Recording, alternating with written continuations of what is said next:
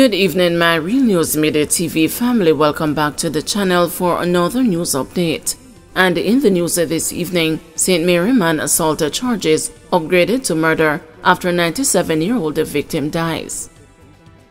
A man who was initially charged with attempted rape, burglary and assault occasioning grievous bodily harm in relation to the attack on a 97-year-old woman has now been charged with murder following the victim's death.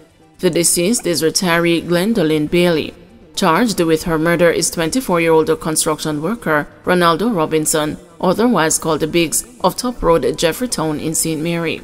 According to the police, around 4 a.m. on Sunday, March 31, Bailey was at home when Robinson allegedly broke in and attempted to sexually assault her. It is reported that his attempt was unsuccessful.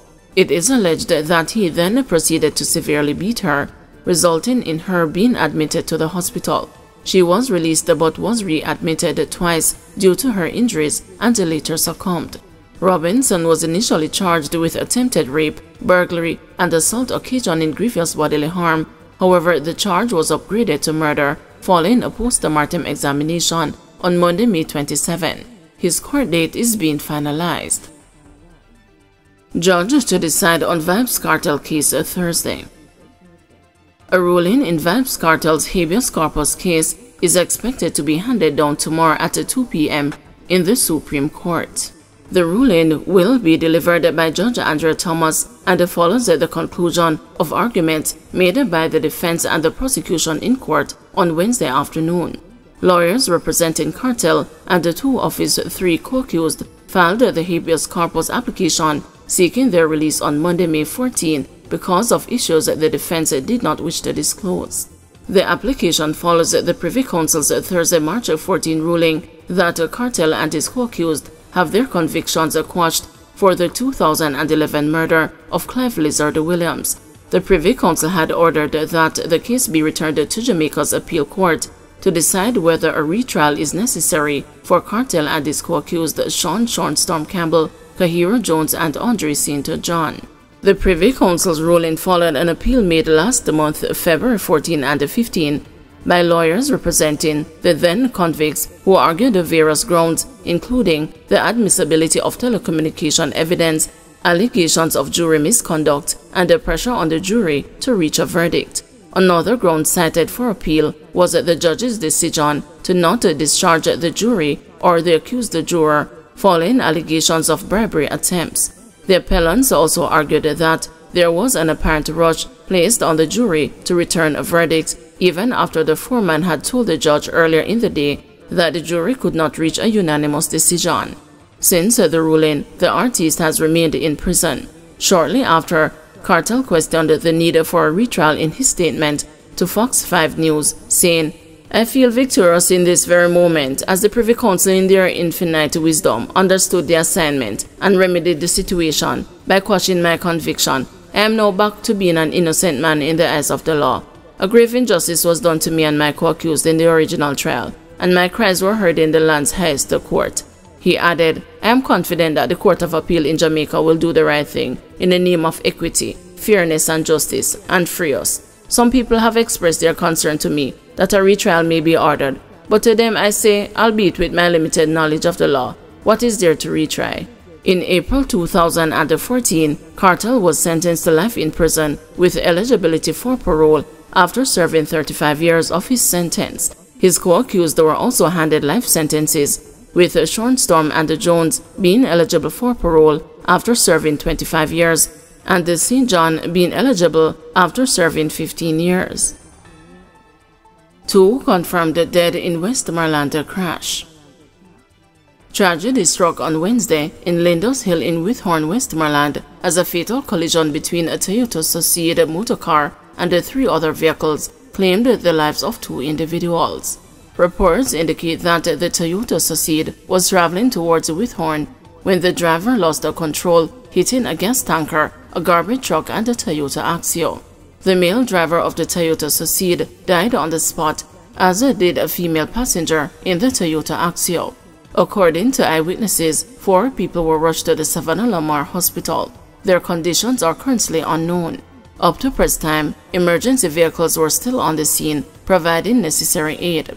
The police have started an investigation to determine the cause of the collision. Reputed Augustown Don killed in alleged confrontation with the cops. A reputed Don in the Augustown community of St. Andrew was shot and killed in an alleged confrontation with the lawmen on Wednesday. He has been identified as Marvin Markland, more popularly known as the Papa. It is alleged that Markland was a leader of a gang in the community. Delivery man dies following St. Anne crash. An 18-year-old delivery man is dead after sustaining injuries in a motor vehicle crash on the Stearfield Main Road in St. Anne's Bay, St. Anne on Tuesday night. Police have identified the deceased as Dante Morris of Stearfield in the parish.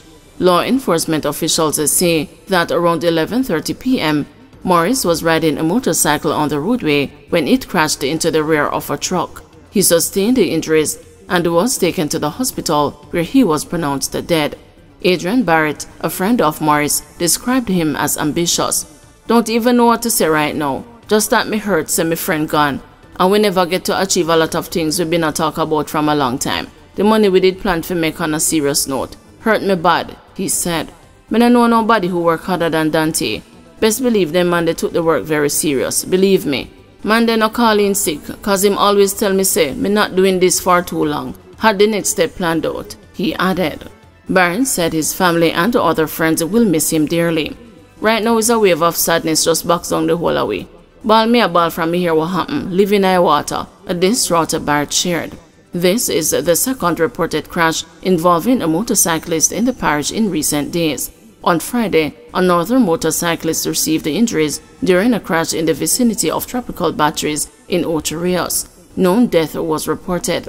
Statistics from the Road Safety Unit revealed that at least 21 road fatalities have occurred in St. Anne since the start of the year, compared to 11 in the corresponding period in 2023. In the Keith Clark case, mystery license plate and rumbled bed. A mystery license plate and rumbled bed were put forward by one of the defense attorneys as evidence that men were hiding at the home of businessman Keith Clark. The suggestion was also made that the damage to the windscreen of two motor vehicles parked in the driveway was caused by men firing at the security forces. But Keith Clark's widow, Dr. Claudette Clark, rejected the suggestions and maintained that no one was inside her house. During cross-examination, King's Counsel Peter Champagny showed Dr. Clark close to 20 crime scene photographs. Counting the holes in the front windscreen of one of the motor vehicles, Mr. Champagny asked Dr. Clark if she knew who caused the damage to the windscreen. In response, Dr. Clark said, "Certainly not me." Mr. Champagny asked the widow if she was able to accept or deny a suggestion that gunmen were on the outside of her premises on May 27, 2010. But Dr. Clark made it clear that she was unable to accept or deny the suggestion because she was not outside. It was at this point that Mr. Champagny suggested that the damage to the windshield was caused by gunmen firing at the security forces. The educator said she didn't know. Earlier in the proceedings, Mr. Champagny pointed out a license plate to Dr. Clark, which was different from those affixed to both vehicles, photographed in her driveway on the day in question, to which she said she did not know how the unattached plate got on the property. Zoning in on a photograph of a rumpled bed in the basement, Mr. Champagny asked the witness if the bed in the basement was always made up and that no one used it. In response, Dr. Clark said that would have been the norm. She also explained that the bed in the basement was used in April 2010 when her daughter had her birthday party and some of her friends stayed over. Citing an excerpt from a statement Dr. Clark gave to Indicom, Mr. Champagny said the bed in the basement was always made and no one uses it, but Dr. Clark stated that she did not know when the photo was taken. Thank you everyone for watching. See you tomorrow morning at 6 a.m. for another news update.